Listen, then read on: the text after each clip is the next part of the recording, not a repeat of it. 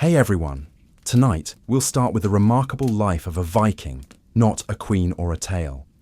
Enemies throughout the North Sea fear the tough, battle-weary Shieldmaiden.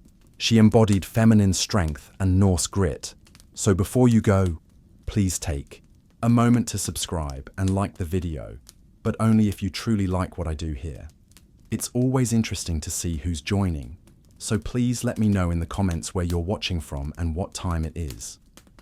We are now dimming the lights, and perhaps turning on a fan for that gentle, let's start the voyage tonight with a background hum. You join the world in the dead of winter because of course you do. The midwife was intoxicated by honeymead, the fires were barely lighted, and your mother is laying on a long house that smells like smoke, damp fur, and boiled cabbage.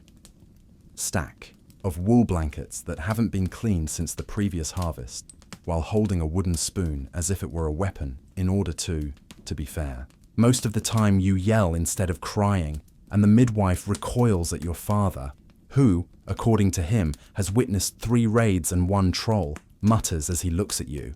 The rest of the town nods as if this were a diagnosis. She's going to be trouble. Your life is already a gamble because you're a lady. You're either going to get married off, die young, or if you're lucky and sufficiently frightened, skip. Earn the title that most girls only hear about in sagas Shieldmaiden by doing all of that. Your crib is a repurposed goat trough instead. You share it with a carved owl, a piece of wool, and maybe a spider named Hilda who won't go. There are no lullabibbies, only loud men snoring and an axe being sharpened in the corner. The Viking is the hound that passes by every few minutes and kisses your forehead.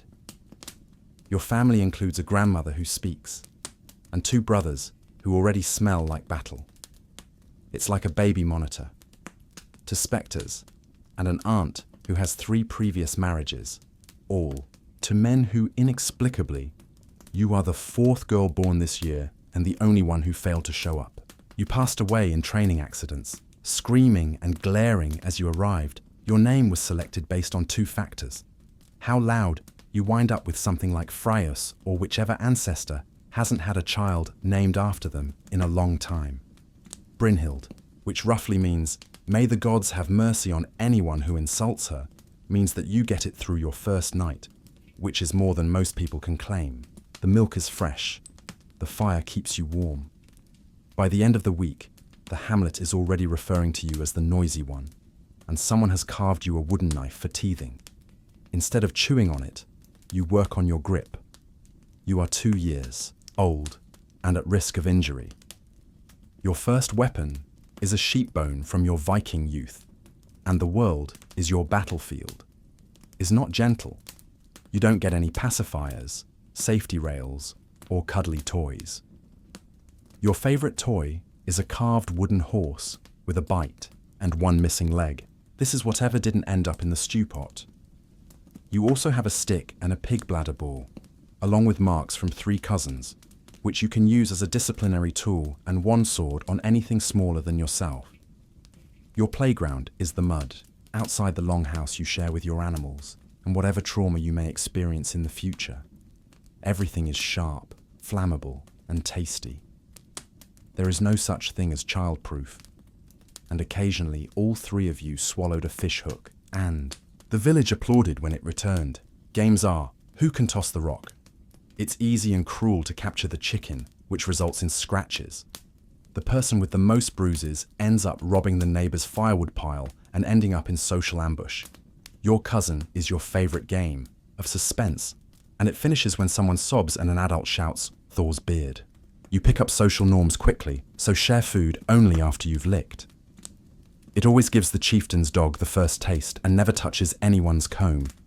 Maybe it will be taken anyhow, along with a portion of your formal education, not precisely, when you observe your father scrubbing and your mother repairing clothing and grinding grain.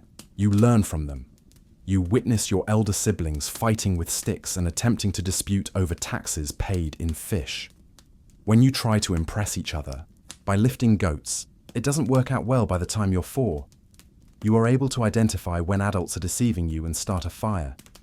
You are caught frequently for your skill at sneaking and stealing honeycakes, which helps you develop some, you are not one, of those people who get dirt in your shoes. Children are quiet and obedient. Your grandmother pats your hair, blood on your shirt, and pride in your small chest. You don't understand yet, but you say, "She's got the look of someone who will grow," up to terrify men, like how you've learned 2 significant things at the age of 5.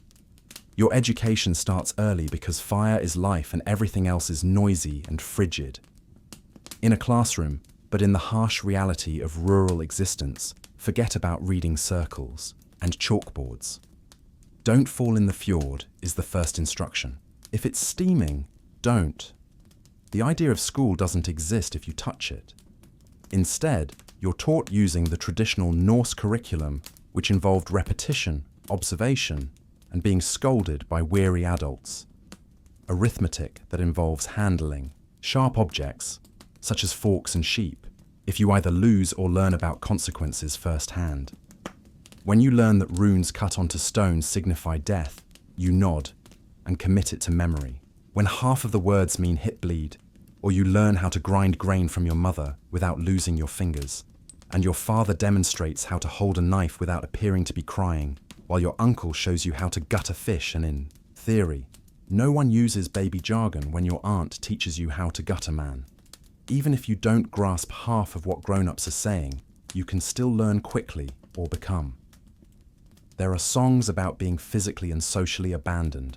However, the most are about while performing housework, you croon about blood feuds or valiantly dying in combat. By the age of 6, your lullaby, which tells the story of a warrior who has his ribs torn out through his back, is strangely comforting. You are able to tie a knot, sharpen a blade, and recognize when the goats are threatening to storm you.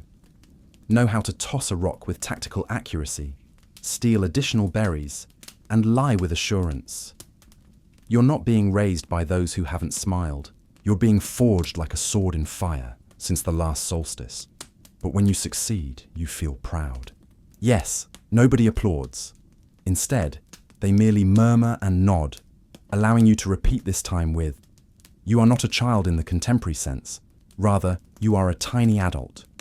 With fewer puberty comes like a bad omen, bringing with it obligations and a little more snot.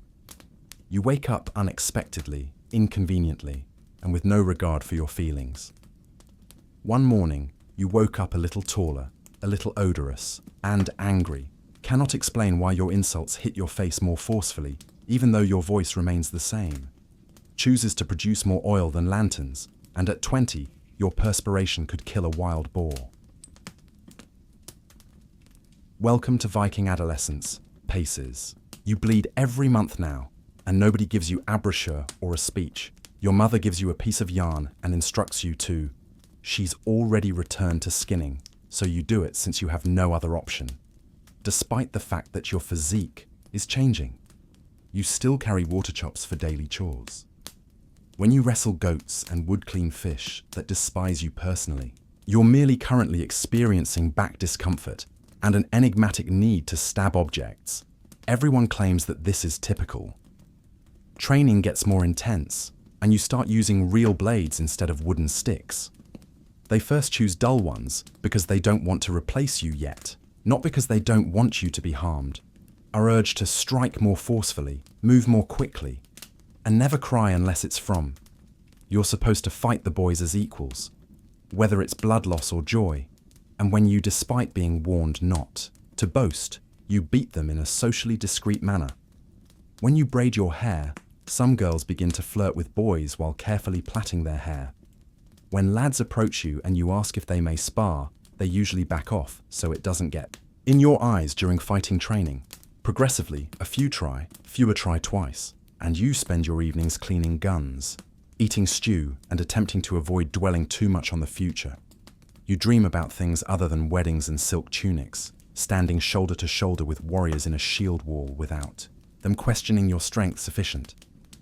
You haven't yet merited your spot, but you're getting close, and when you were bruised by the blacksmith's shield's reflection in its eyes, hair, and arms. You perceive a threat instead of a girl now. That you're 12, which is Viking years, indicates that you are now regarded as nearly an adult and are just old enough to use steel on your birthday to wreck your own life. Your father gives you a long, cold and wrapped piece of fabric. Expecting a broom or even a loaf of dry bread, carefully unwrap it. However, it's a leather-wrapped axe with an iron blade that is sharp enough to split timbers, bones, or egos. You name it right away because it seems like something you should be afraid of, not because you're sentimental. A little less, if you chose, something suitably terrible, like a wolf biter, and treat it like a friend, or mittens.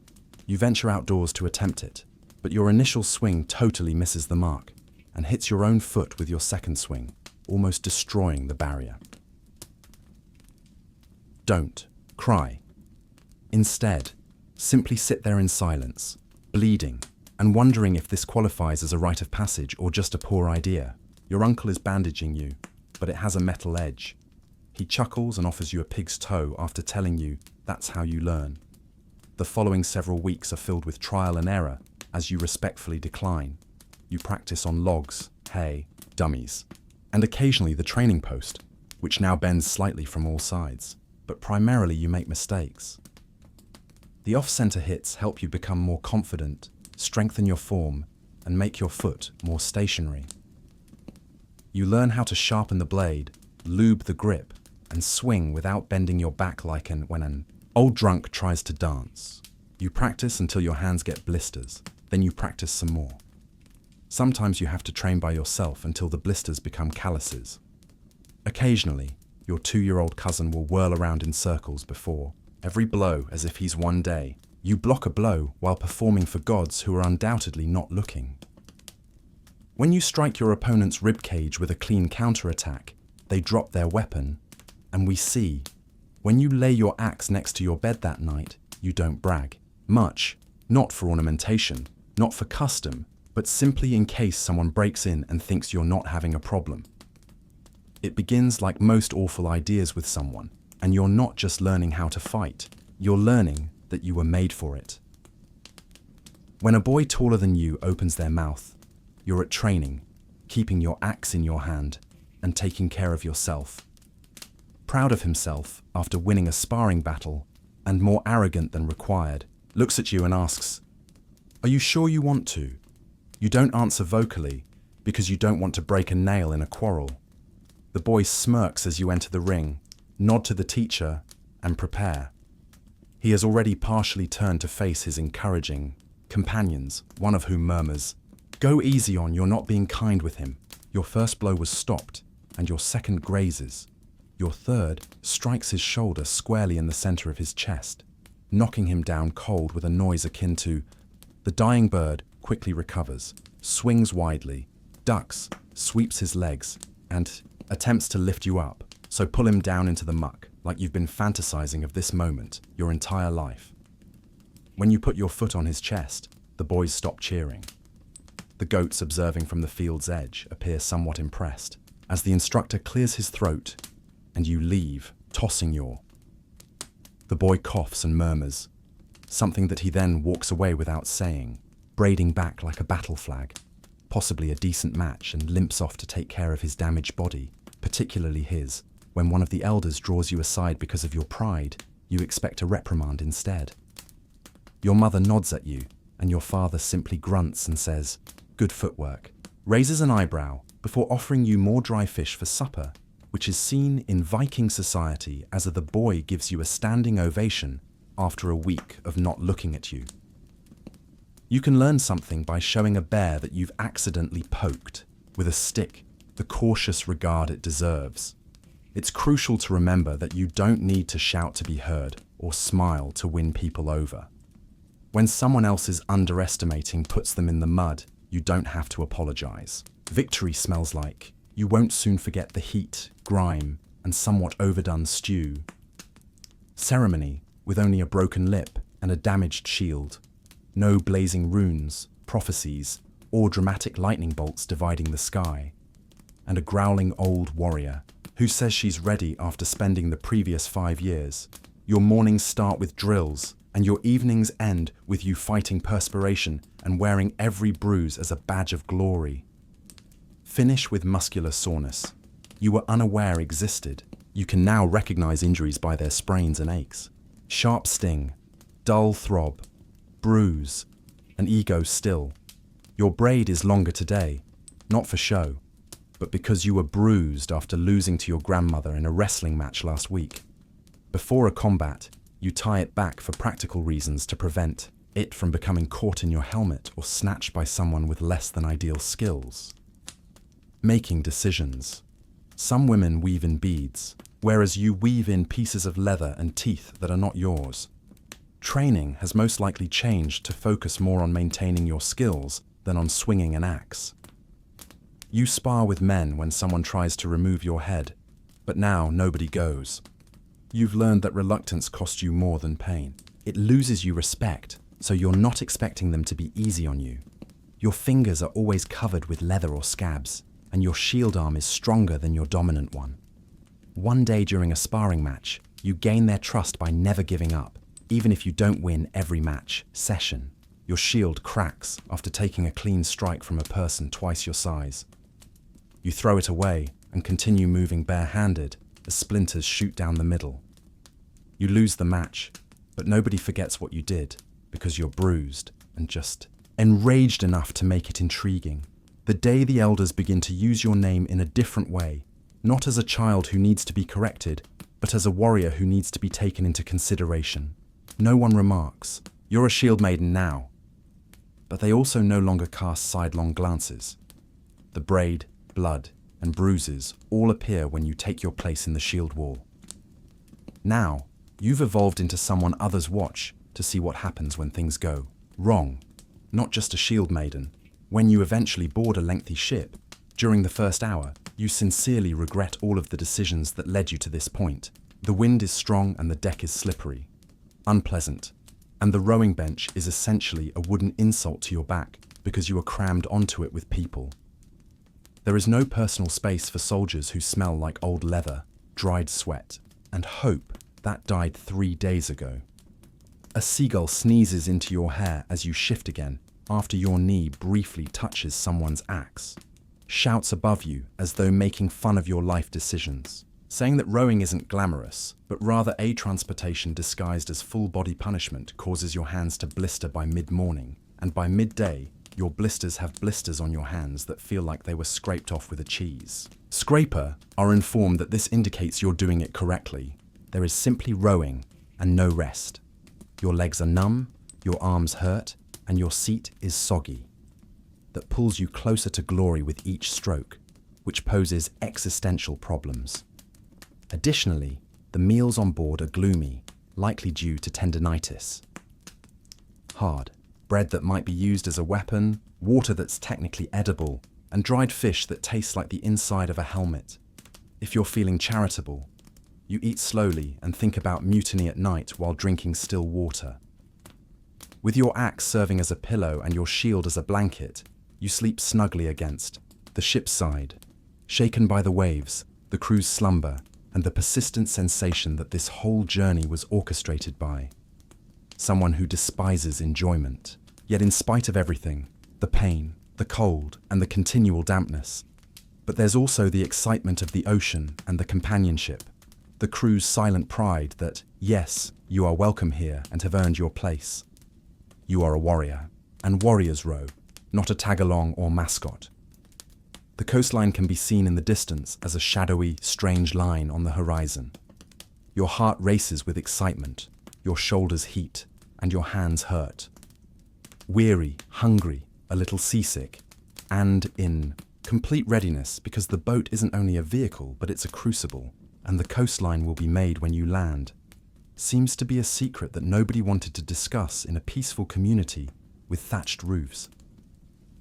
Smoke, gently wafting from chimneys, hens, perhaps a baker, or even your stomach lowers as your long ship approaches the land and you're going to wreck it, little hopeful goat.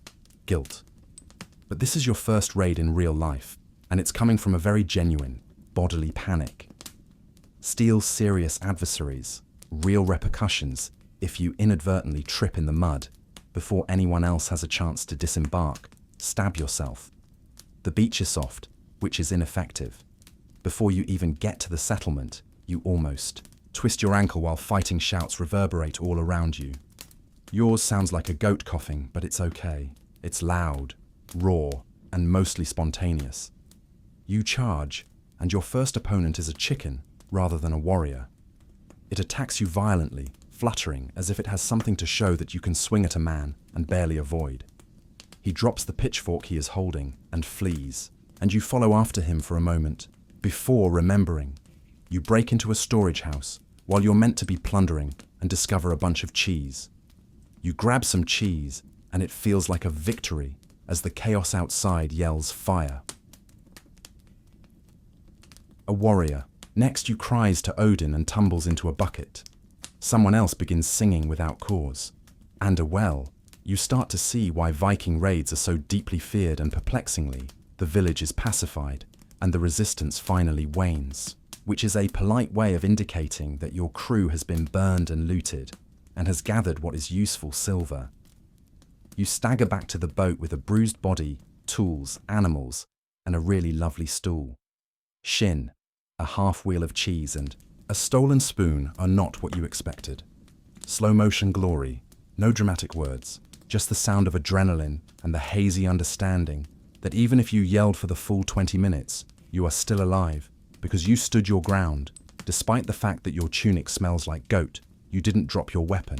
You feel the older soldier's fear, and your ears are still ringing. Around the fire, discuss in hushed tones that rush that assurance that gives you power. Didn't just make it through your first raid. You took part and will do better the next time. The village is behind you, smoking, and you're undoubtedly perplexed by what just transpired. Slumped over your oar back on the long ship, which smelled like someone grilling anxiety over a fire made of damp regret. Your boots are filthy, your tunic is tattered, and you didn't realize you had a cut on your shoulder until someone else pointed it out. It'll scar nicely, they add, grinning as though it's medically beneficial. Guidance. Your thighs are cramping, your hands are burned, and are clear. Chicken feather is still adhered to. You're unsure whether your braid is from a fight or lunch, possibly both. There is little shouting in the rowback, only groaning, munching, and the occasional sarcastic recounting of who stumbled across something that someone claims they battled off five-armed. You saw him cry and drop his blade in a puddle. Villagers, yet nobody corrected him. He need this nourishment, which is distributed as dried fish, hard bread, and the most revered of a flask of ale, warm and bitter, tastes like victory, and shapes you, drink anything you want. You thought victory would sound louder, but in reality, it seems like bruises and an intense sense of joy that resides somewhere between your spine and ribs. Since you crossed the by nightfall, you're back with cheese and a story after the sea held. The line. Back at camp, someone is already asleep and snoring as the fire crackles and the meat sizzles. You sit cross-legged with your fellow fighters and gaze straight into their helmet, gazing into the flames as you wait for the gods to speak, but they don't. Then someone hands you a roasted turnip, which is nearly the same thing, and now the low-ware. You laugh too, not because it was hilarious, but rather because it comes from individuals who have endured something foolish together. But since you were present when it occurred, and you survived as you settle, you know that this is the first of many raids, so you're sleeping with your shield and your still-dented helmet. First of many hurts. But you deserve to rest tonight as the raiding season comes to an end. You come home with the cold, just as your fleeting moment of glory does. Winter full-blown nose-bitting is what you get when you expect rest or even praise. Viking winter morale is being destroyed by the long ship and the fjorded ice. Like a retired dragon, you pack up your armor after being carried on shore and turned upside down, well aware that your offspring is only survival on high intensity, with the tasks taking twice as long, disappears, and you continue to chop firewood until your fingers go numb. The goats despise you, and you drag freezing buckets of water from an ice stream that looks back at you as if it wants you dead. You don't like them, yet they now depend on you for warmth and hay on a spiritual level. You admire their obstinacy, and they repay you by yelling at 3 in the morning when the food situation worsens. Fresh meat instantly fades from your recollection, and you now only consume dry smoked fish. Fish as well as fish pickled in what could potentially be cleansing vinegar for variety. Turnip mash is included in every meal, but it doesn't help you eat in silence. You regret that your hair hasn't been washed, and you smell like wool and damp fur. Your toes feel funny after being completely dry for weeks, and your shield gathers dust. Regardless, polish it mostly to recall what your family's happiness looked like.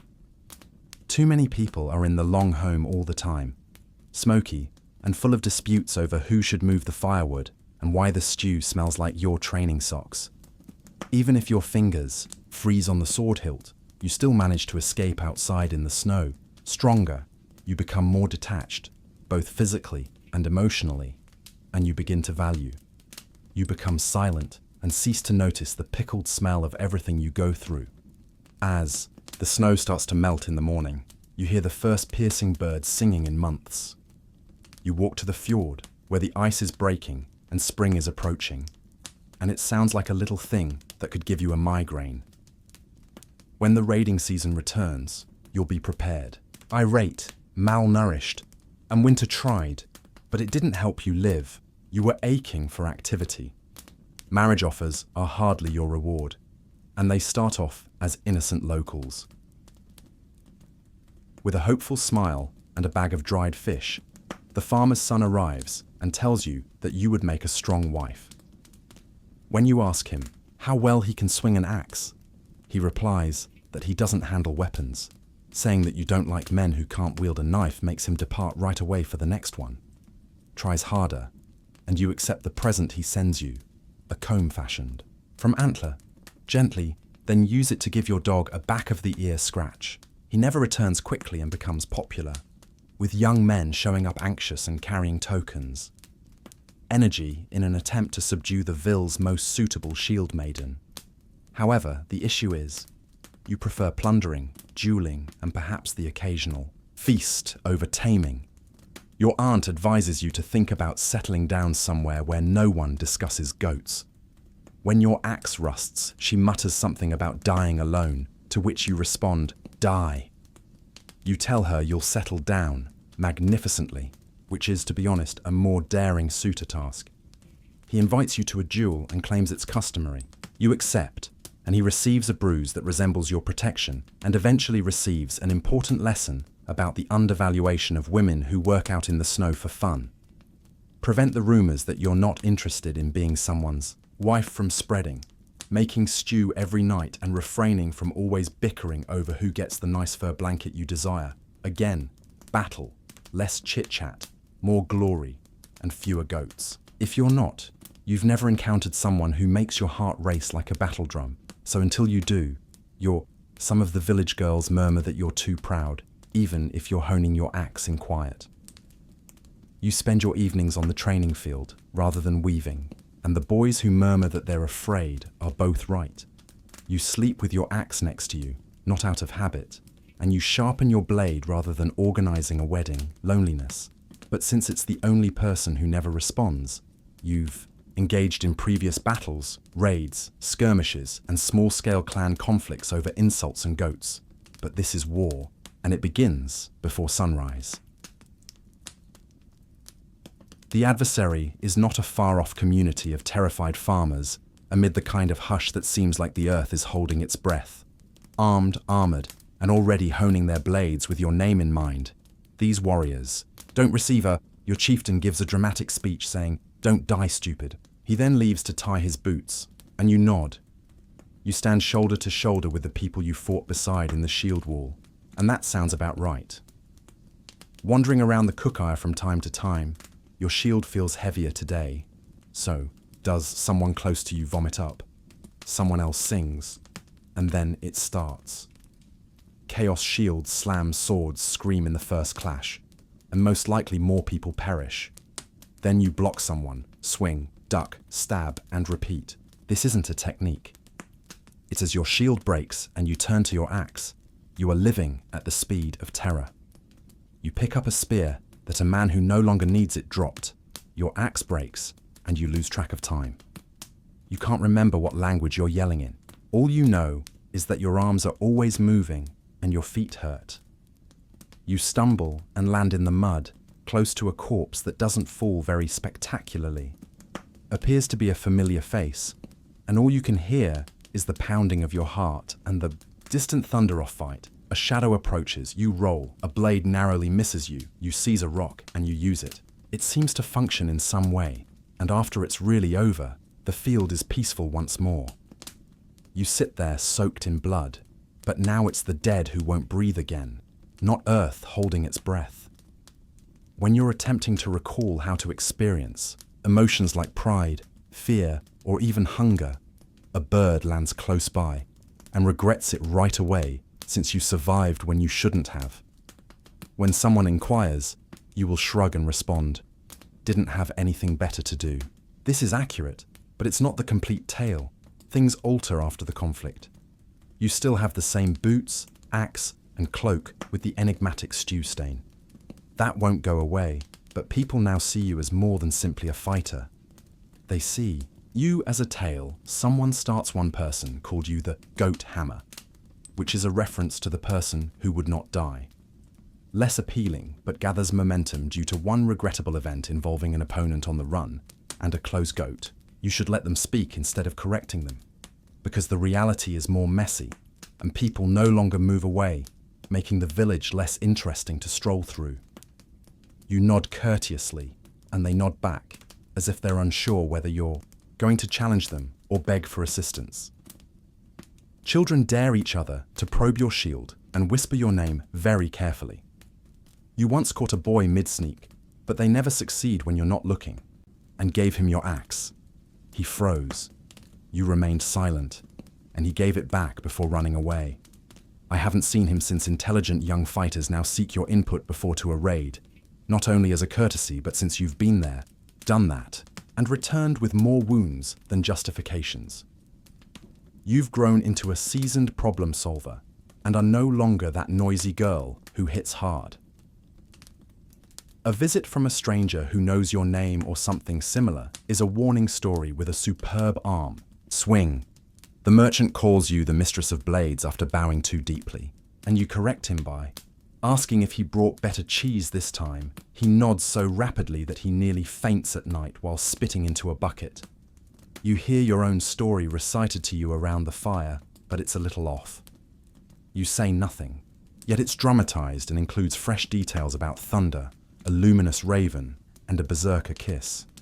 It was hilarious that you didn't smile for fame or ask for it, but you hold it like your shield now that it's here, though it's a little dented.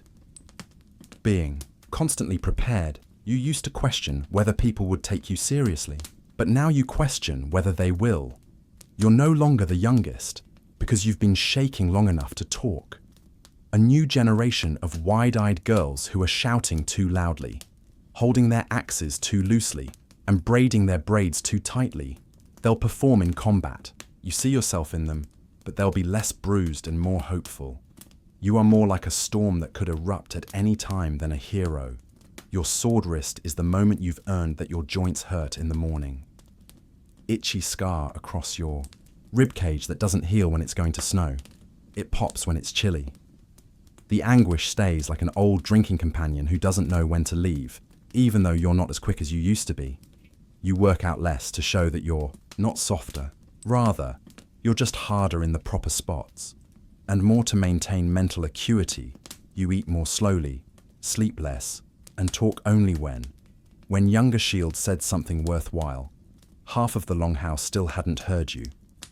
When maidens inquire about how to win their first battle, you respond, "Don't die." When you want someone to appreciate you, you say, "Break their nose, then help them up." And you tell them the truth when they ask, when it no longer scares you. It doesn't. You simply grow better at tacting as though you still raid, but less frequently these days. And when you do, people check to see if you're coming. If so, they breathe easier. If not, they their armor twice. The handle of your axe is worn. The blade is wrapped in fresh leather, notched but still sharp. It has outlived all of your potential suitors and is seen more often than most soldiers. Hanging it up, but then a threat emerges or someone says something foolish. the horizon, and you recall that you're not finished, and that becoming famous was never your goal.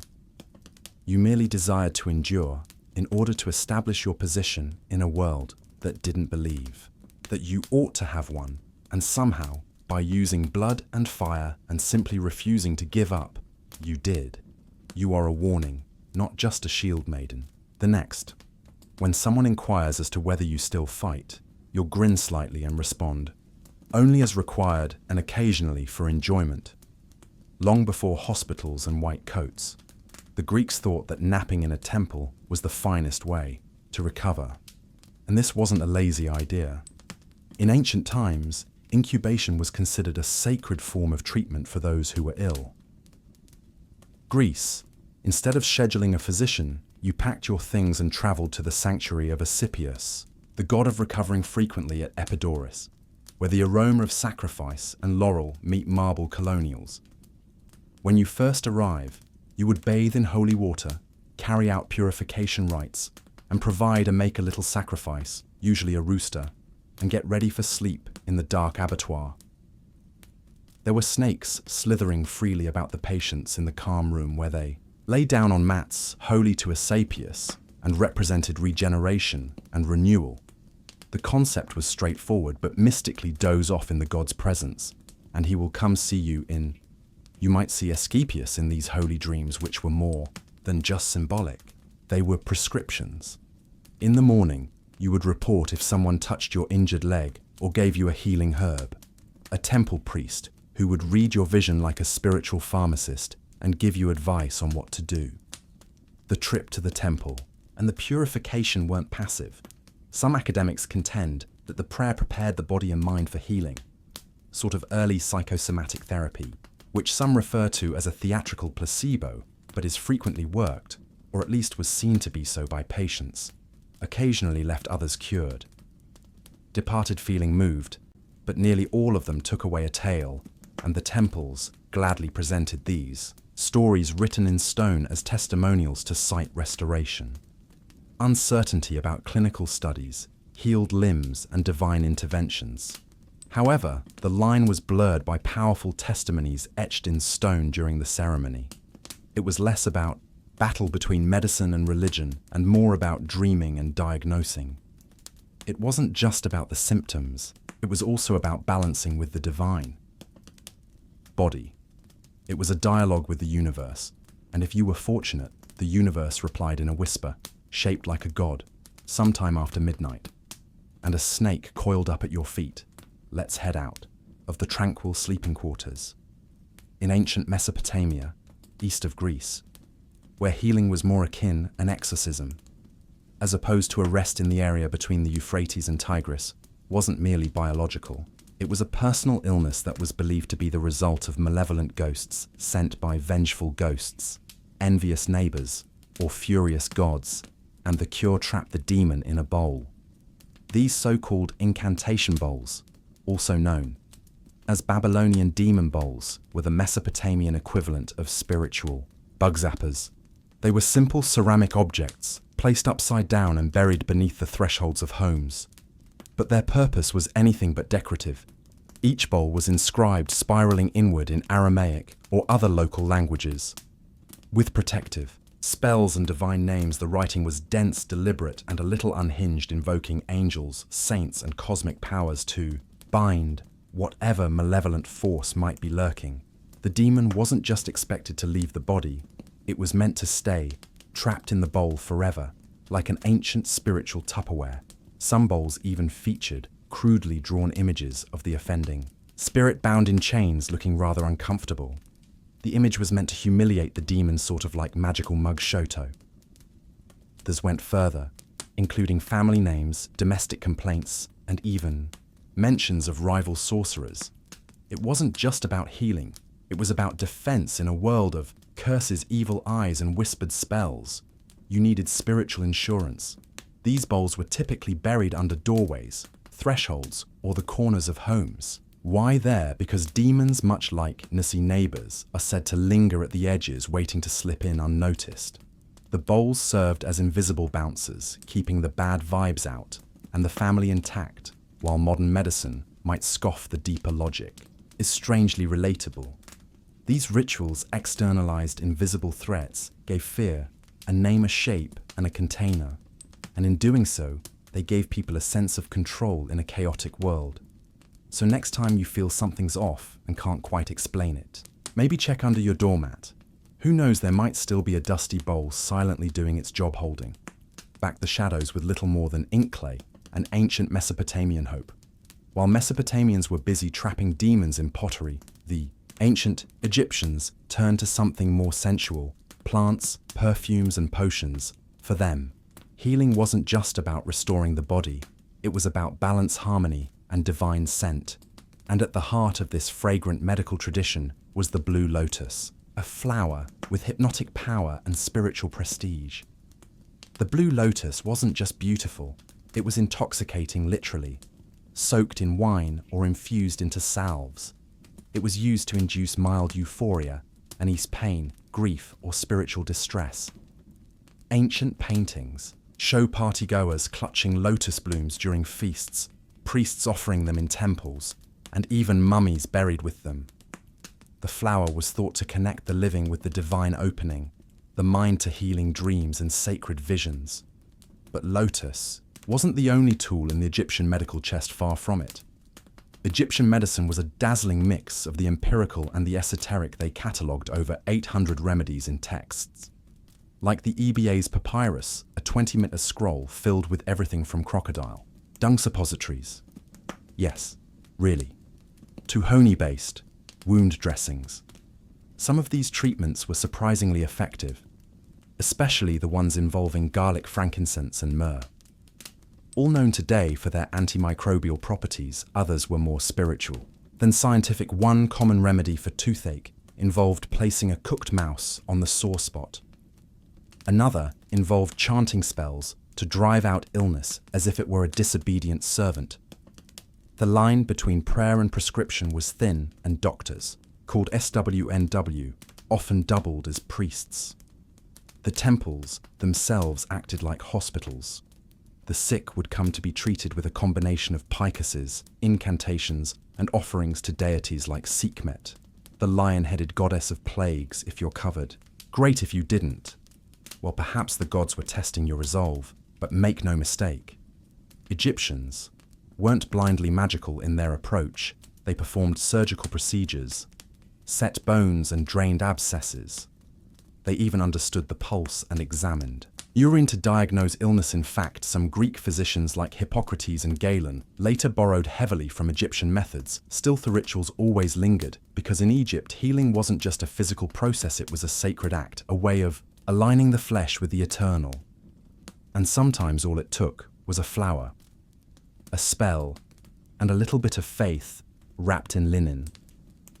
While the Egyptians were wrapping the sick in scented oils far to the north in Siberia and across the indigenous Americas, healing took on a different urgency, not treating the body, but retrieving the soul. Here, illness wasn't just a symptom. It was a sign that part of your spirit had wandered off, stolen, frightened, or misplaced. And the only person who could go get it back was the shaman. Shamans weren't doctors in the clinical sense. They were intermediaries, part priest, part healer, part cosmic travel agent. Their healing rituals could involve hours or even days of drumming, chanting, fasting, and hallucination, purpose to enter an altered state of consciousness and journey into the spirit world, where they'd battle hostile entities, negotiate with ancestors, or bargain with nature spirits, all to recover the missing piece of a patient's soul. These weren't metaphorical journeys for the shaman and the community. They were very real tools of. The trade included drums believed to be the heartbeat of the earth, animal masks, or cloaks representing the spirit guides, and occasionally psychoactive plants, tupan. The inner vision. One popular tool among Amazonian shamans was ayahuasca, a powerful brew that induces visions, purging, and what one might kindly call revelatory chaos. Soul loss could be caused by trauma, grief, or breaking tabos. Symptoms included chronic fatigue, depression, or bad luck. What today might be called psychosomatic or psychological distress, but instead of therapy sessions, A healing ceremony might involve calling your name into the forest, dancing around a fire, or listening to your healer chant the spirit back into your chest. In some traditions, the shaman would physically act out the struggle, shaking, miming a battle, or pulling invisible threads from the body to symbolically remove the sickness. In others, they'd blow sacred smoke over you, touch pressure points, or whisper prayers into the ear of a sleeping child. There was no sterile distance. Healing was communal, emotional, and mythic. It was about storytelling, memory, and restoring the invisible bonds between a person and the world around them. Because in these cultures, you don't just catch a cold, you catch a crack in your soul. And if you're lucky, someone brave enough will go into the dark to bring your spirit home, as shamans searched for missing souls in the spirit world. The ancient sages of India turned inward, mapping the rhythms of life into something more structured, more methodical, and just as mystical. Ayurveda, meaning knowledge of life. This healing system was less about fighting disease and more about maintaining harmony between body, mind, and universe. If your digestion was off, it wasn't just lunch, it was a cosmic imbalance.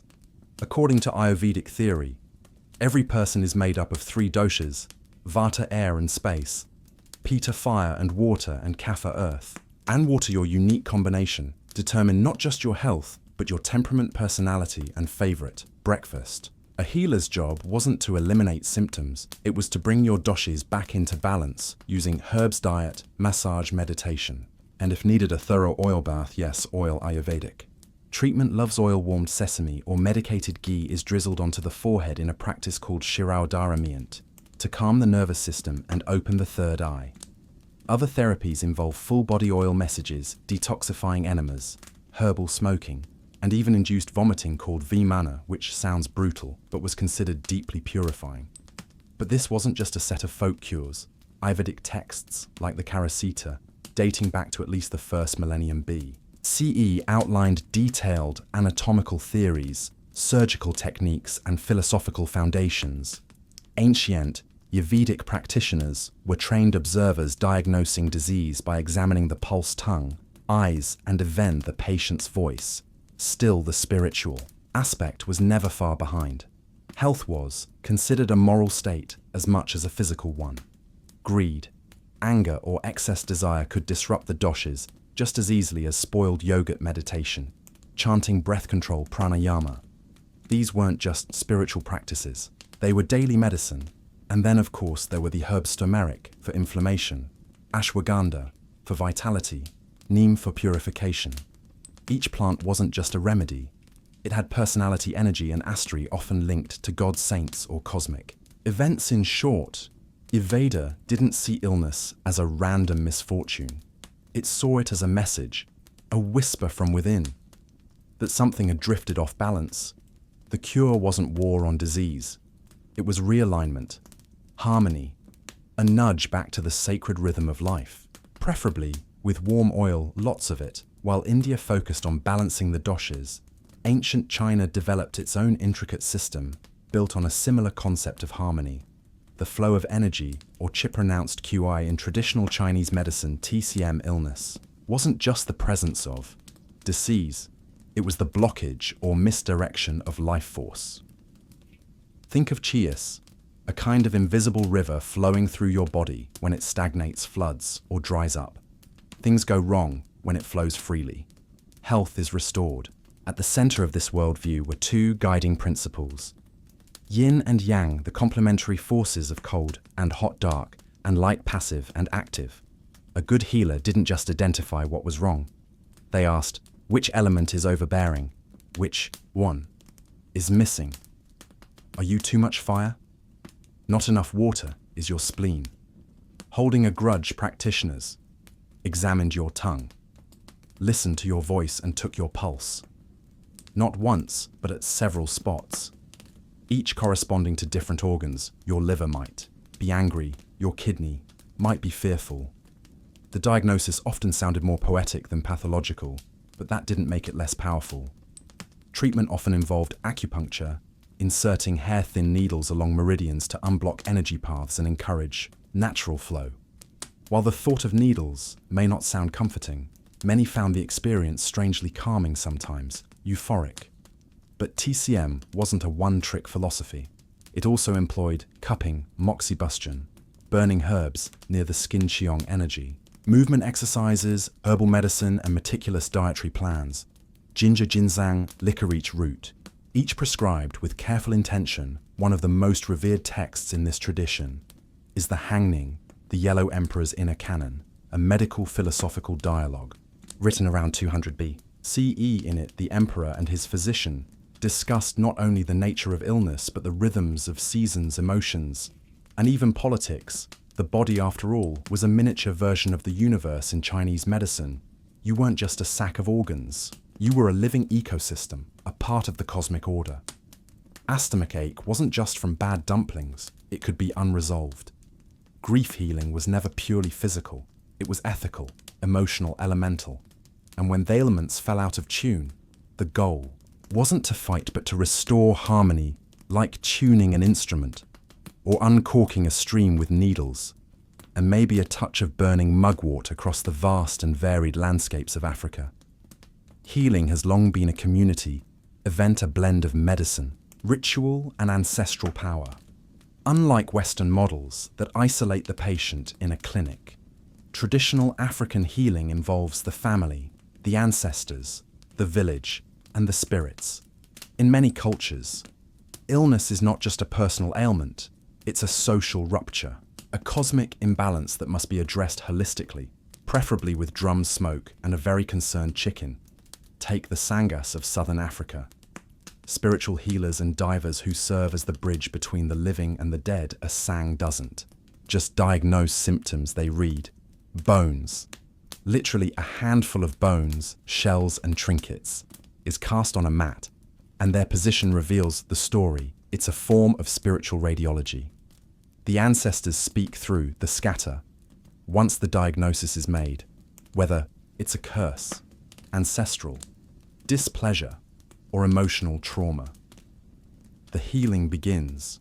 Rituals may involve animals, sacrifice, plant-based remedies, or initiation dances. Music plays a crucial role. Drumming, singing, and movement aren't entertainment. They're tools. Toe shift. Energy invite spirit guides and enter trance states. The goal to heal not only the body, but the soul. And its unseen ties to others, plants too. Are central traditional healers known as herbalists or Inyanga. Maintain deep knowledge of local flora roots, barks, leaves that treat infections, fever, infertility, or pain. Some herbs are boiled into teas, others are burned, rubbed into skin, or consumed in complex brews. During rituals, this isn't casual foraging, it's a sophisticated pharmacy passed down through generations, often protected through secrecy and spiritual initiation. Illness might also come from violating tabos or social norms, failing to honor elders, speaking ill of a spirit, or stepping over the wrong grave. So healing isn't just medical, it's moral. You may need to confess, apologize, or undergo purification. And yes, this might involve chicken blood, sacred ash, or a very awkward family meeting. The deeper idea is clear. You're not a disconnected individual. You're part of a living network, ancestral, spiritual, ecological. When something goes wrong in you, it echoes through the web, and the healer's job is to listen, interpret, and stitch the web back together with herbs, chants, and the wisdom of the ancestors watching from the firelight. In many Native American traditions, healing is not about fixing a part of the body. It's about purifying the whole person. Illness, whether physical or emotional, is seen as the result of imbalance between the self, the community, the spirit world, and nature, and so one of the most profound healing rituals across many indigenous nations is the sweat lodge, a ceremony of heat prayer and spiritual rebirth. The lodge itself is humble, a dome-shaped structure made of willow branches draped in blankets or hides inside. It is dark and intensely. Hot-heated stones known as grandfathers are placed in a central pit, and water infused with sacred herbs is poured over them to create steam. The air becomes thick with heat and memory, and participants sit in a circle, often naked or minimally clothed, guided by a spiritual leader or roadman. This is no sauna. It is a womb. The lodge represents the earth's belly, a place of renewal where one can let go of toxins, pain, and emotional burdens. Songs are sung, prayers are spoken, sometimes in traditional languages nearly lost to time. The process usually happens in rounds, each more intense than the last, and each accompanied by a different theme. Gratitude, forgiveness, letting go, calling upon ancestors. The purpose isn't just to sweat out sickness. It's to listen to yourself, to others, and to the spirits in the darkness, stripped of distractions. People often report visions, emotional breakthroughs, or deep, unexpected peace. It's not always pleasant. The heat can be overwhelming and the discomfort intense, but that's part of the medicine. Other healing rituals include smudging burning sacred herbs like sage, sweetgrass, or cedar to cleanse a person or space, and healing songs which are passed down orally and considered living medicine. Some nations employ sand painting, where colorful patterns made of crushed stone are used in healing ceremonies to realign spiritual forces. But at the heart of it all is connection to the land, to the ancestors, to the elements. Healing isn't done in isolation. It's done in relation through ritual. The individual is brought back into harmony with the world, and whether it's through fire, steam, or song, the goal is always the same: to return to balance, to remember who you are, and to walk again with strength upon the sacred earth. After traveling from Greek dream temples to sweat lodges under the stars, one thing becomes clear. Ancient healing was never just about the body. It was a full spectrum experience: physical, emotional, spiritual, and social. While the tools varied: lotus valves, demon bowls, needles drums, the intention was remarkably consistent: restore balance in every corner of the ancient world. Health was defined not as the absence of disease, but as the presence of harmony between body and soul, between humans and nature, between this world and the unseen. One, whether through the cosmic pulse of Kai, the rhythm of drumming feet in the dust, or the soothing trance of temple. Incubation healing rituals worked because they gave meaning to suffering and agency to the sick. They also recognized something modern medicine often forgets. Humans are meaning-making creatures. We want to understand why we're in pain. We want to believe that there's something we can do about it. Ancient healing gave people both an explanation, be it spirits, imbalance, or ancestral wrath, and a path forward, often as communal as it was curative. These rituals were powerful even when they were medically ineffective. A Mesopotamian demon bowl might not have killed bacteria, but it might have calmed the mind, a shaman's soul. Retrieval may not have mended bones, but it could soothe trauma in ways language couldn't, even where the science fell short. The storytelling, the symbolism, and the ceremony had genuine therapeutic value. And here's the twist: many of these ancient insights are coming full circle. Modern medicine now embraces mind-body approaches, meditation, visualization, and even plant-based therapies, psychedelic-assisted therapy, echoes, shamanic journeys, hospitals incorporate music, aroma, and culturally sensitive rituals into care. It's almost as if after centuries of scientific dominance, we're remembering something our ancestors knew instinctively. Healing isn't just about chemistry, it's about connection. So what do ancient healing rituals teach us? Not just about herbs and chants, but about ourselves, that we're not machines to be fixed. We're ecosystems to be nurtured, that a whispered prayer, a rhythmic drumbeat, or the scent of sacred smoke can sometimes reach places a scalpel cannot, because deep down healing isn't just a medical process, it's a human one. And the ancients, in all their mysticism and messiness, understood that better than most before. There were crowns, amulets, oarings set with gemstones. There were shells, tiny perforated mollusk, shells strung together and worn not for beauty alone, but for meaning.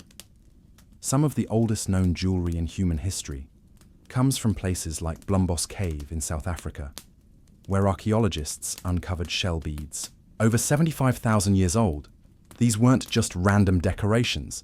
They had been deliberately pierced, smoothed, and arranged. In other words, they were designed.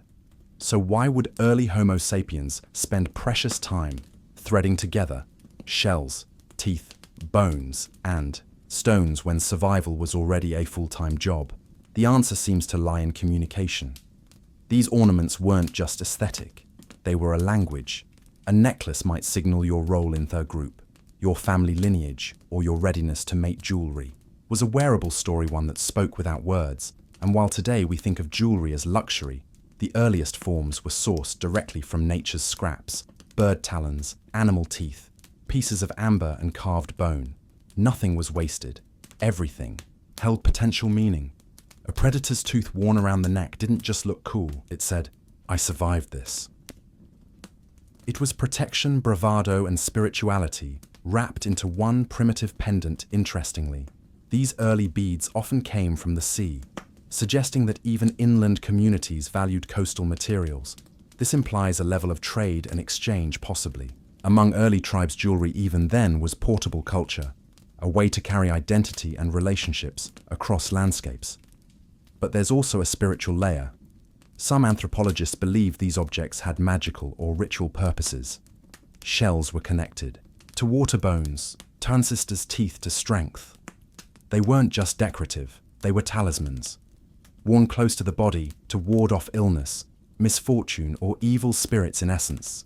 The birth of jewelry marked a turning point in human cognition. It showed an awareness not only of self but of how the self appeared to others. A shell on a string became more than decoration. It became a statement about belonging, about survival, about meaning. So no, ancient humans weren't primitive in the way we once thought. This were already artists, curators, and storytellers, carving their identity into bone and threading their legacy through a hole in a shell. As human societies advanced through the Paleolithic period, jewelry took on deeper layers of symbolism, becoming markers of life and death, of belonging and legacy. During the Ice Age, adornments weren't just worn, they were buried, sometimes with great ceremony. The earliest graves, like those found in Sunia, Russia, dating back over 30,000 years, tell us that even then jewelry had profound significance. One such grave held a child, perhaps no older than 10, laid to rest in a tunic, adorned with over 4,000 ivory beads, each one painstakingly carved from mammoth tusk, each one taking hours to make. The entire process likely took thousands of hours, all for a child. What does that tell us? That jewelry had transcended ornamentation. It had become a sacred rite, a farewell, and maybe even a promise to the next world. These Ice Age pieces weren't made in haste. They featured symmetry, repetition, and rhythm, showing a surprisingly developed aesthetic sense. Pendants, shaped like animals, patented beadwork, and bracelets carved from reindeer antler suggest both technical skill and spiritual symbolism. Jewelry was no longer improvised from scraps. It was a dedicated craft, and the materials told stories of place and identity. Baltic amber has been found far from its point of origin, suggesting long distance. Ants' trade networks. Jetta black fossilized wood was prized for its deep luster and was used in mourning jewelry even millennia later. In some cultures, red ochre, a pigment resembling blood, was used to dye beads or burial garments, perhaps as a symbolic link to life force or rebirth. Jewelry during this period likely signaled social status too.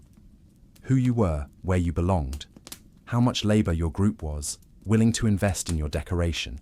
These all mattered. A person buried with elaborate adornment was being honored, elevated. Perhaps they were a leader, ashaman, or simply deeply loved. And of course, there's the possibility that some jewelry served as love tokens, clan symbols, or coming-of-age markers. But without written records, these remain educated guesses stitched together from excavation sites and careful analysis. Still, what remains is striking even amidst danger and survival struggles. Humans took the time to create and wear beauty. Jewelry, even then, was a quiet rebellion against the cold indifference of nature. a declaration that life and identity mattered as humanity moved into the Neolithic and Bronze Age. Jewelry evolved from tribal expression into tools of power and protection. Amulets, pendants, and charms were no longer just aesthetic. They were infused with intention, magic, and the divine. These small objects bridged the gap between the human and the supernatural, offering protection from curses, disease, and bad luck. Or so people believed. In ancient Egypt, the use of jewelry as amulet reached new levels of complexity. Scarabs, ankhs, and the Eye of Horus weren't just pretty shapes, they were spiritual armor. The scarab, representing rebirth and transformation, was often buried with the dead to ensure safe passage into the afterlife. Children wore fish-shaped amulets to ward off drowning. Pharaohs were buried with gold jewelry shaped like cobras, and falcons invoking gods to guard them. Even in death, materials mattered. Gold wasn't just precious, it was considered imperishable, associated with the flesh of the gods. Lapis lazuli, with its deep celestial blue, was thought to grant vision into the divine. Turquoise, carnelian, and fance each had symbolic value. Jewelry became a way of coding cosmic ideas into wearable personal items in Mesopotamia. Similar beliefs thrived. Cylinder seals carved with protective deities were worn on the body or around the neck. Beads carved with sacred symbols were believed to repel disease and demonic influence. Even kings were often shown wearing heavy jewelry, bracelets, collars, earrings, not just for wealth display but for spiritual defense. The ancient Greeks too adopted amulets for protection. Soldiers carried engraved gemstones featuring gods or mythological beasts into battle, believing they'd grant strength or shield them from harm. One popular figure was Gorgonan, the head of Medusa, worn to petrify evil itself. These amulets weren't just for the elite. Common people wore them too, sometimes in base metals or clay rather than gold. But the intention was the same. Whether around the neck, wrist, or sewn into clothing, jewelry became a daily interface with the divine. It served as medicine shield and whispered prayer at its core. Ancient jewelry had become a tool of survival, not in the physical sense, but spiritually and socially. It allowed humans to carry the gods with them, to turn fear into something wearable, and to face the uncertainty of life with beauty and a little borrowed power. From the universe, as civilizations grew more stratified, jewelry evolved from sacred object into a visible marker of hierarchy, no longer just protective or symbolic. It now screamed, "I have power, I have wealth, and you don't." From Mesopotamian queens to Chinese emperors, jewelry became political, its gleam a reflection of divine favor and elite identity. In Sumerone, of the earliest cradles of civilization, archaeologists unearthed astonishing examples of elite adornment in the royal tombs of Queen Puabi, buried around 2600 BCE, was entombed in layers of gold and lapis lazuli headpieces, necklaces, large gold earrings, and an elaborate beaded cape made from precious stones. Her death was a performance of wealth, but also a spiritual declaration. Her jewelry carried her authority into the afterlife. The ancient Egyptians took this to even greater heights. Pharaohs wore elaborate broad collars, heavy with gold, turquoise, and enamel symbolizing divine kingship. Their crowns were inlaid with serpents to signify protection and sovereignty. Even children of the elite were adorned with amulets and rings. Jewelry wasn't just for ceremony, it was everyday diplomacy, a language of status in plain view. In ancient China, the elite wore jade, not gold. Jade wasn't merely beautiful, it symbolized purity, immortality, and moral excellence. Confucian ideals even linked jade's physical properties to virtue. Smooth yet strong, radiant but not flamboyant emperors were buried with jade burial suits sewn together with gold thread, believing it would preserve the body and elevate the soul across the Mediterranean. The Mycenaeans and later the Greeks and Romans continued this trend. Gold wreaths shaped like laurel leaves were worn during public rituals and funerals, echoing both wealth and cultural refinement. Roman senators flaunted signet rings, each engraved with their family crest, acting as both a security key and a status badge. And let's not forget the role of jewelry in court politics.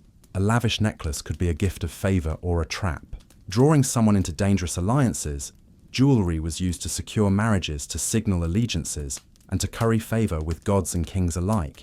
In short, by the time writing appeared, jewelry wasn't just decoration or magic. It was infrastructure. It carried the weight of law, religion, dynasty, and class. It was the silent language of command, worn around the throat, draped across the chest, or flashed with a subtle lift of the hand. Behind every shimmering crown, an engraved ring, stood someone. With dirt under their nails and fire in their forge, the ancient jeweler's societies became more complex. So did the techniques of adornment. Jewelry was no longer just strung beads or hammered metal.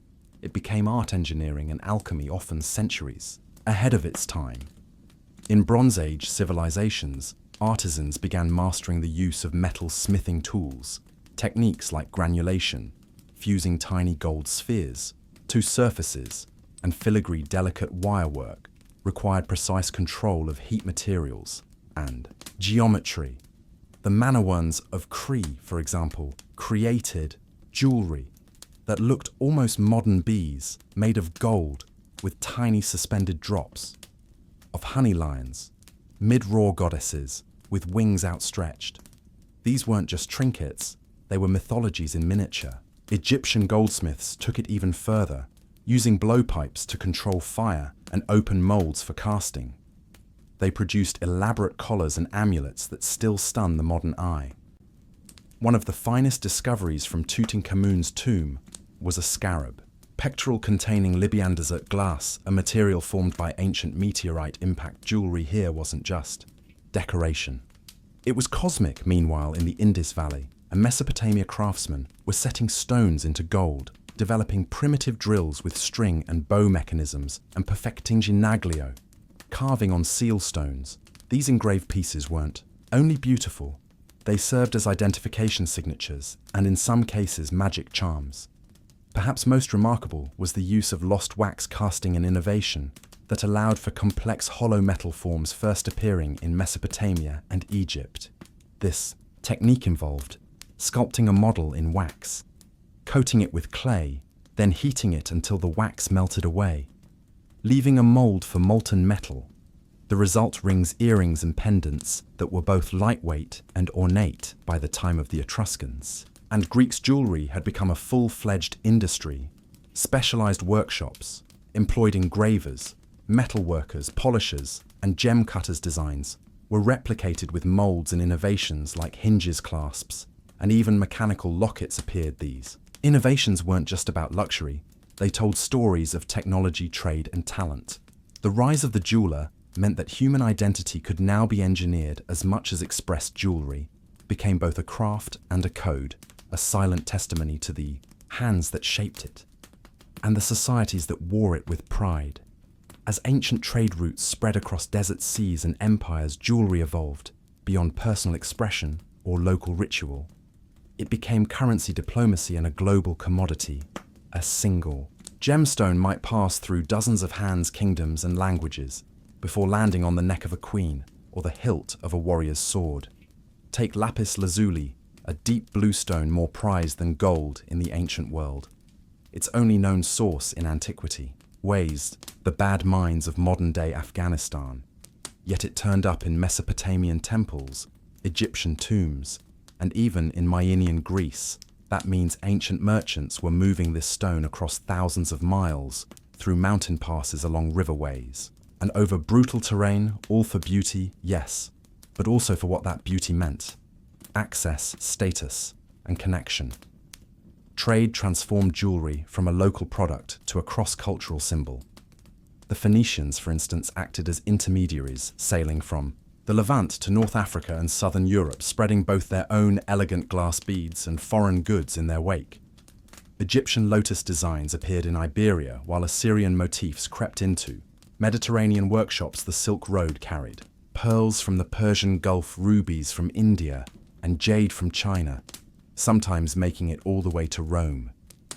These weren't just materials, they were messages. A Chinese jade hairpin in a Central Asian grave suggested political alliance. A Persian turquoise ring in a Greek market spoke of empires colliding, and cultures blending.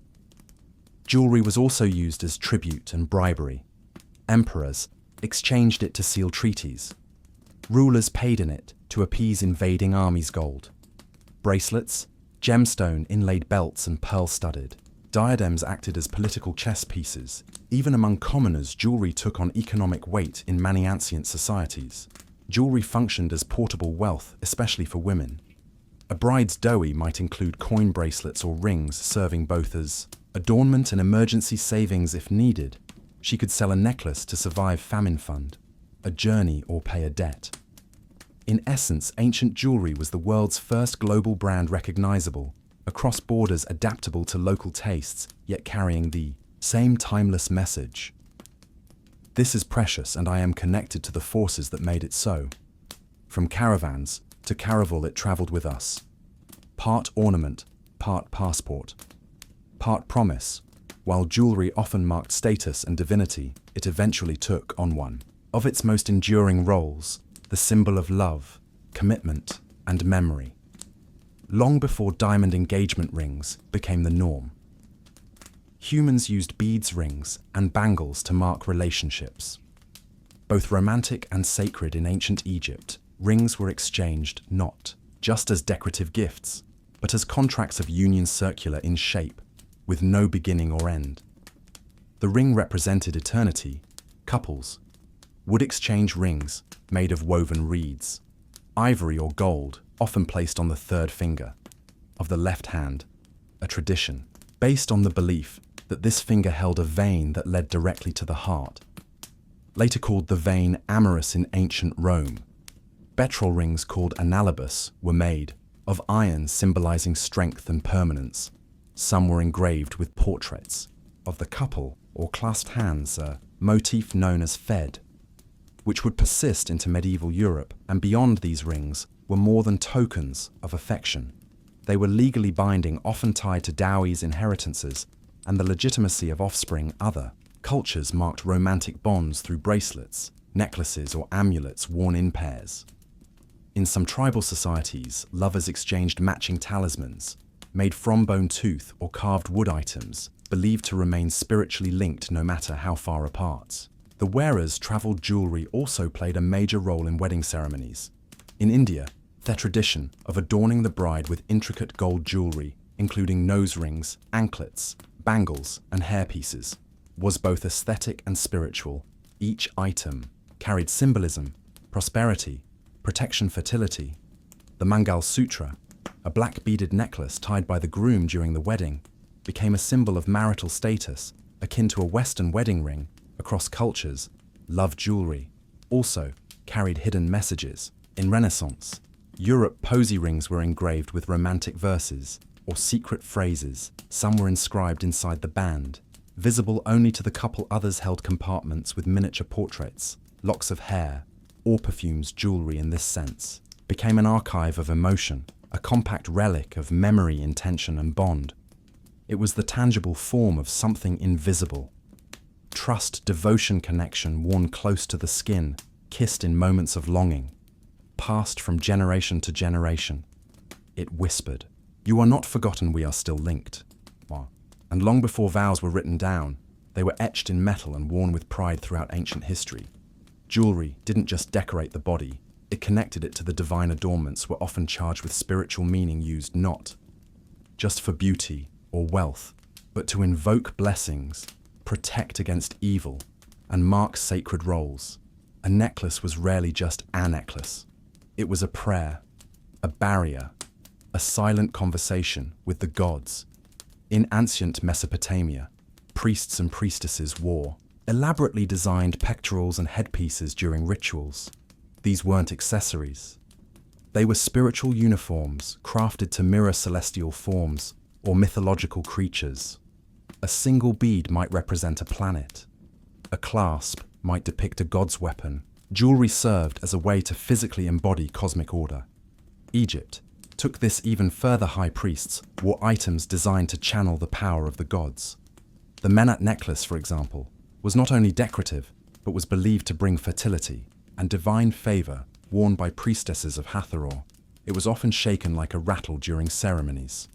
To please the goddess, the famous Usk collar, seen in countless Egyptian paintings, was a solar symbol, its curve mimicking the path of the sun god. Ra across the sky, across ancient India jewelry, played a vital role in both Hindu and Buddhist traditions. Earrings, bangles, and anklets were thought to stimulate energy points on the body, aligning the chakras and promoting spiritual well-being. Gold was associated with purity and immortality, often reserved for deities, and sacred rite statues of gods were adorned with intricate gold jewelry, echoing the belief that the divine deserved and demanded earthly riches. In the Americas, the Maya and Aztecs viewed jade as a sacred stone far more valuable than gold. It symbolized life force, breath, and divine energy.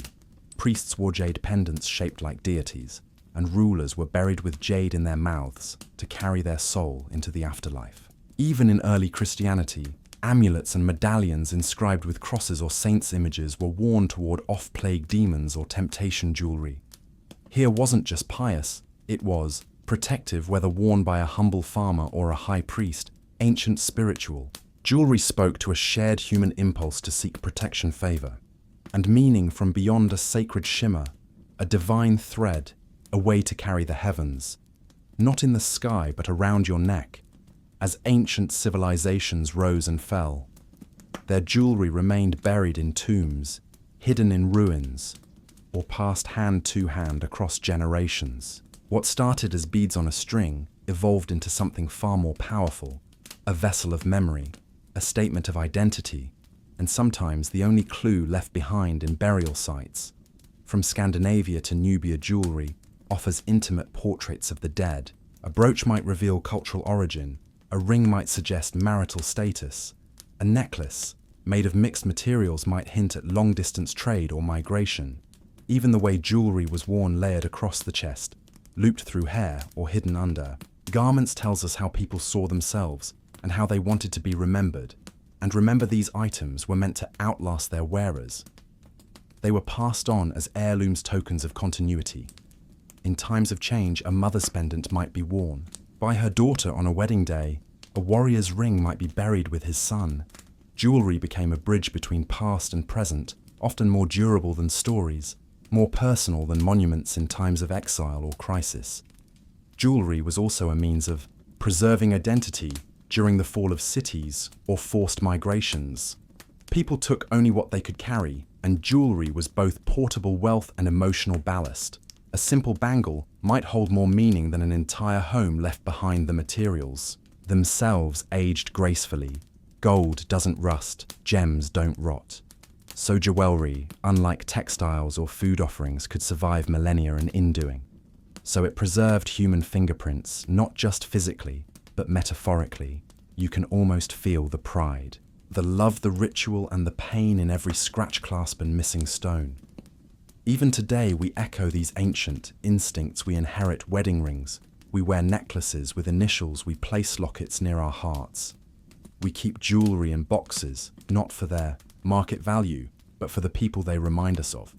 So as we look back at the origins of ancient jewelry, we're not just studying fashion or metallurgy. We're studying human longing, the longing to be seen, to be protected, to belong, and ultimately to be remembered, wrapped in gold, strung in shell, cast in bronze.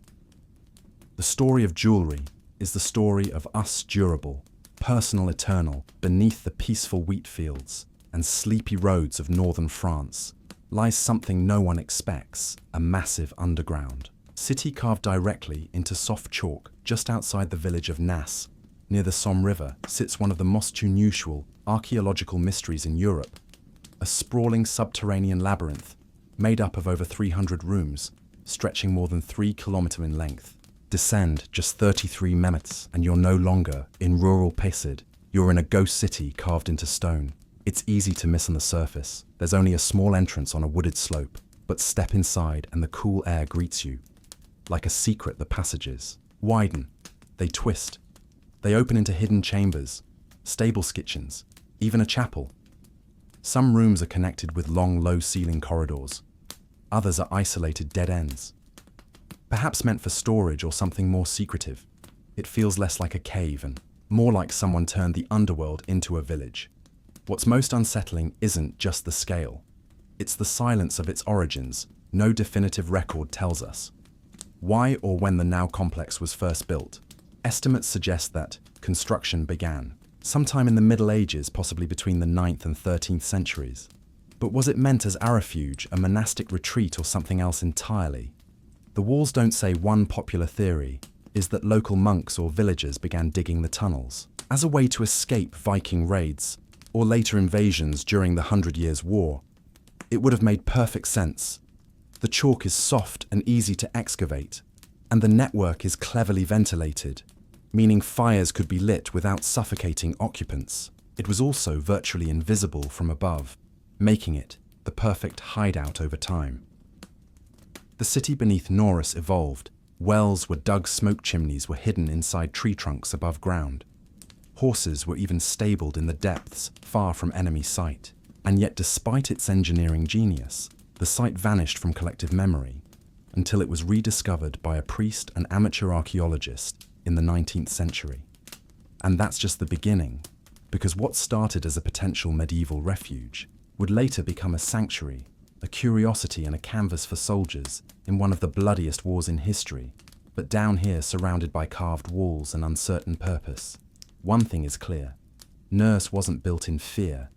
It was built to endure. Walking through Norse is like stepping into the blueprint of an invisible civilization. The walls, cool and chalky to the touch, tell a story of centuries of carving done entirely by hand. One swing of apicax at a time. There are no traces of machinery, no signs of hasty excavation. Instead, what you find is precision, intention, and layers of human labor, generations shaping their own underground refuge. The soft chalk of the region known as cray made digging relatively easy, at least compared to harder rock. But the real challenge wasn't excavation, it was engineering. How do you build an underground settlement without collapsing? How do you ventilate a multi-level network without anyone above noticing? The people have now figured it out. The rooms are arranged with uncanny logic. There are living spaces small enough to warm with body heat, or fire storage rooms where food could be kept cool for months, and communal halls that suggest some kind of organized, even-planned society below the surface. Entire sections were reserved for animals, especially horses, indicating that whoever used intended to live underground, not for days, but for weeks or longer. Most striking are the ventilation shafts. Dozens of them snake from the depths to the surface. Hidden among the trees and foliage above, some were disguised with plants or debris to avoid detection by outsiders. The airflow they provided meant that people could cook, breathe, and survive in secret. Smoke from fires would drift away undetected, vanishing into the forest canopy. Evidence suggests the site may have taken centuries to complete, slowly expanded room by room as needed. There is no sign of forced labor or rapid construction. It appears to be a community effort, probably maintained and improved over generations. This was no military fort, no castle built by decree. It was a place born of necessity, cooperation, and quiet innovation. The craftsmanship is not luxurious, but it is efficient. Doorways, rounded ceilings are reinforced. Walls are smoothed, not crumbling even without ornament. There's beauty in the geometry, in the repetition, in the sheer will it took to make this place real. And perhaps that's why Naya has endured. It wasn't just carved from chalk, it was carved from a deep human instinct to protect, preserve, and prepare for the worst. While no definitive records exist to name the original builders of Naos, whispers from history suggest a likely group of early tenants. Monks during the Middle Ages. Northern France was no stranger to invasion, first from Vikings, then during later conflicts like the 100 Years' War. Monastic communities often stood on the front lines of instability, and many chose to carve sanctuaries beneath their chapels. Now, with its isolated location and sprawling subterranean space fits that pattern almost perfectly. Clues supporting this theory lie in the layout itself. Among the hundreds of rooms, there is a central chapel carved with a simple altar and arcing ceiling. Though plain, it holds spiritual gravity, The room was clearly designed for congregational worship, with space for a small gathering and even faint etchings. Along the walls, perhaps verses or symbols now lost to time. This wasn't a storeroom or a defensive bunker. It was a sanctuary in the truest sense. The monks may have started the carving process, but they didn't remain the only ones to seek shelter here as the centuries passed and wars swept across the region. Local villages and peasants took refuge in. Nor entire families are thought to have hidden below during sieges or enemy raids, especially when mercenary bands or foreign armies passed through Picardy. According to local oral tradition, the underground city could accommodate up to 3,000 people at once. That's not just a refuge, that's a hidden population center operating in total silence beneath the enemies. Boots imagine the dark corridors filled with quiet whispers, the smell of smoke, the soft clinking of pots and tools. The occasional cry of a child, all happening beneath the surface while danger loomed above. And yet, despite the fear that likely brought people underground, Norse offered more than safety. It offered dignity. People weren't crammed into caves like animals. They had rooms, passageways, space to breathe, pray and wait. There were rules, organization, and probably a hierarchy: who got which room, who watched the shafts, who rationed food.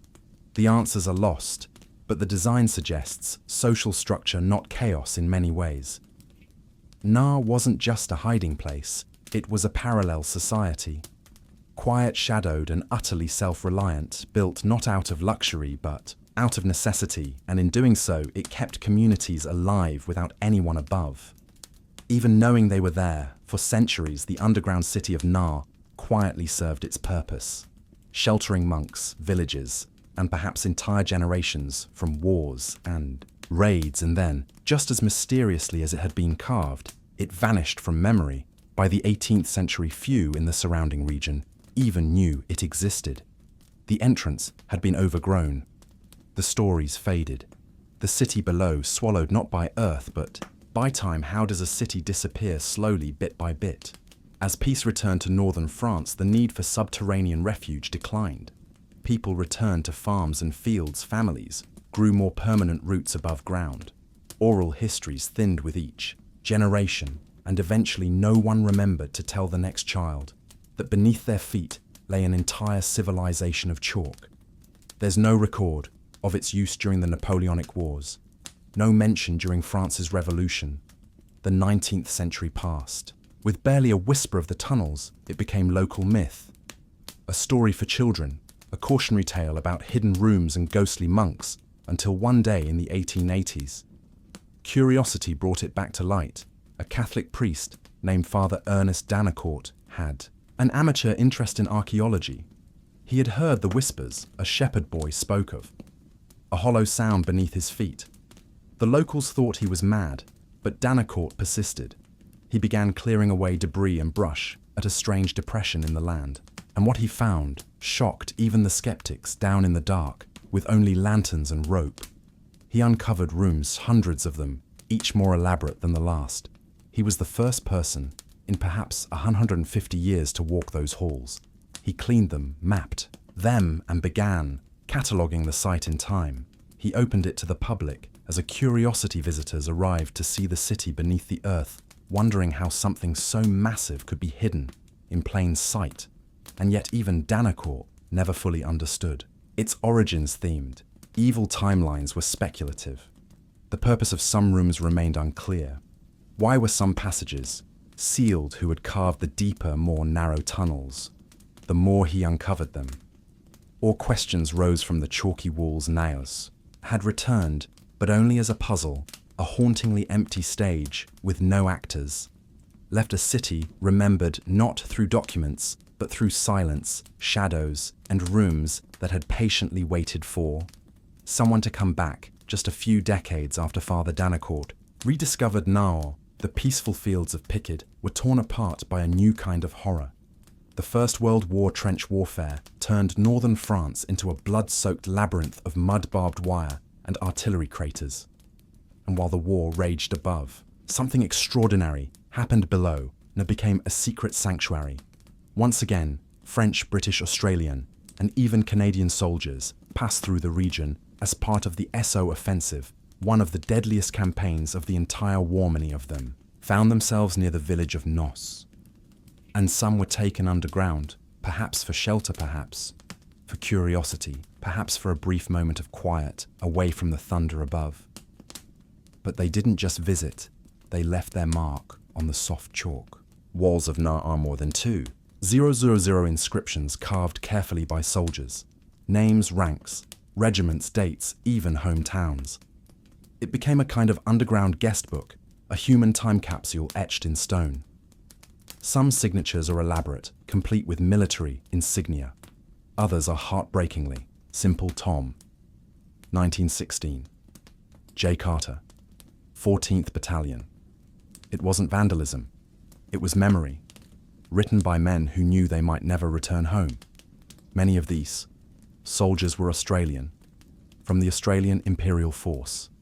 Their graffiti is among the most numerous. Historians believe soldiers were brought to Norse for brief rest periods, or as part of local reconnaissance. The site may have reminded them of home of cave systems like the Jenneline Caves in New South Wales, or maybe it was just the sheer wonder of stepping out of trench hell into an ancient city of stone. Some carved dates just days before the Battle of the Somme began in July 1916. Many of those names never made it back to Australia or England or Canada, but their writing did. Their presence still lingers in the dim corridors, not ghosts, but echoes. In recent years, researchers have used these inscriptions to trace family histories and even reconnect descendants to soldiers lost in the war. Now, once a forgotten refuge became a living memorial, not through monuments or parades, but through handwritings scratched into stone by men facing the abyss down here amid the silence. Their words still whisper, "I was here, I mattered. Don't forget me." What makes Niort so haunting isn't just its vastness or mystery, it's the graffiti, thousands of inscriptions carved into the chalk walls, not by medieval monks or refugees, but by soldiers of World War I, young men trapped in a war that had erased any sense of normality. These weren't random scrolls or mindless doodles. They were deliberate, careful, and intensely human. Enemy carved into stone becomes a voice refusing to vanish. Over 2,000 such inscriptions have been catalogued. So far, most of them bearing names, ranks, battalion numbers, and dates. Some are precise. Pinch, Kelly 3rd Battalion, AIF March 1916. Others are more cryptic, just initials, a year, maybe a single word like home or peace. The chalk walls became a canvas for memory, each letter scratched out with the same discipline they applied to their rifles. Many soldiers carved their names in clusters, groupings of men from the same battalion, often side by side in one section of the tunnels. Australian soldiers from the 1st and 2nd Divisions carved entire walls, turning them into unofficial regimental memorials. It wasn't about ego, it was about being remembered in the chaos of war. There was something grounding about leaving behind a mark, an act of quiet defiance against the oblivion of death. Some went further. They carved their hometowns, Sydney, Perth, Manchester. They scratched crosses, kangaroos, or military insignia into the walls, a few even etched short messages. "Goodbye, France," one soldier wrote another, simply carved, "still alive." And then there are the dates, many of them in 1916, just weeks or even days before the Battle of the Somme, where tens of thousands would be killed within hours. The eerie proximity of these peaceful carvings to the slaughter above makes now all feel like a moment of suspended time, a breath before the storm. Today, these inscriptions have become the focus of military historians and genealogists. Names once lost to history are being reconnected to families. Some descendants now walk the same tunnels, tracing the same letters with their fingers, knowing that their grandfather or great-uncle stood here, laughed here, maybe wept here, before climbing back into the noise of war. Nar is no longer just an archaeological site. It's a living document carved not in paper, but in stone, a place where voices from the past still linger, refusing to be forgotten after the Great War. Nar fell silent once more. The soldiers were gone, many of them forever. and the underground city returned to its quiet, chalky gloom. The names they carved faded under layers of dust, soot, and moisture. The once active tunnels became a curiosity again visited occasionally but mostly forgotten by history, peace. It seems also has a way of burying things. In the decades that followed, the underground complex saw sporadic attention. It was reopened to the public during the interwar period, and again after World War II. Tourism brochures in the 1950s and 60s advertised Na as a quaint medieval oddity, La Cité Souterraine. But few truly understood what they were walking through. Most visitors wandered through the dim corridors without realizing that they were brushing past the names of thousands of soldiers, etched silently into the walls behind them. Worse still, the site began to suffer from neglect and casual damage. Lighting installations scorched. The delicate chalk graffiti and modern markings were added, sometimes right next to century-old inscriptions. Dust mold and vibration from tourism slowly eroded parts of the structure, and all the while, the true historical significance of what lay within remained buried under souvenir shop interpretations and surface-level storytelling. The inscriptions were there, hiding in plain sight, but no one was really looking. It wasn't until 2014, almost a full century after World War I, that NA would reclaim its voice. A team led by Gilles Priault, a French archaeologist, stumbled upon the extent of the soldier graffiti while conducting a routine survey of the site. What he found wasn't just a few scattered names, it was a vast, undocumented war archive carved by hand. He realized that now wasn't just a medieval refuge or a tourist stop. It was a time capsule, aspiritual, annexed to the war itself. This discovery reignited interest in NA conservation efforts. Digital scans were made, and the graffiti was catalogued for historical research. Families from as far away as Australia and Canada came to see the signatures of ancestors who never returned. Still, the silence of those lost decades lingers for nearly 100 years. The most poignant messages in Nulls were hidden, not by secrecy, but by neglect. And perhaps the greatest tragedy is not that the soldiers carved their names into the stone, but that we forgot to look for them. The 2014 rediscovery of Nar's wartime graffiti changed everything. What had been marketed as a quirky underground attraction was suddenly recognized for what it truly was: a sacred record of lives interrupted, carved into the earth by men preparing to die overnight. No was transformed from a tourist stop to a site of international historical significance. Leading the rediscovery was archaeologist Gilles Priault, whose work began as a simple preservation study. But as he and his team ventured deeper into the tunnels, they realized they weren't just cataloguing medieval architecture. They were standing in a World War I archive, inscribed not on paper, but into the walls themselves. The team found over 200 names, many from the Australian Imperial Force, meticulously carved into chalk between 1916 and 1917. Priault described it as the largest underground concentration of First World War inscriptions ever found. It wasn't just a few soldiers passing through. It was a steady stream of men taking shelter from the war above and leaving behind their final thoughts. In stone, their discovery sparked an international response.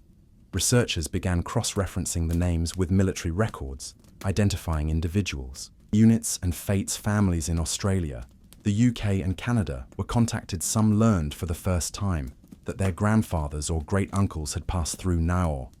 Others discovered that the names on medals and telegrams were etched into chalk.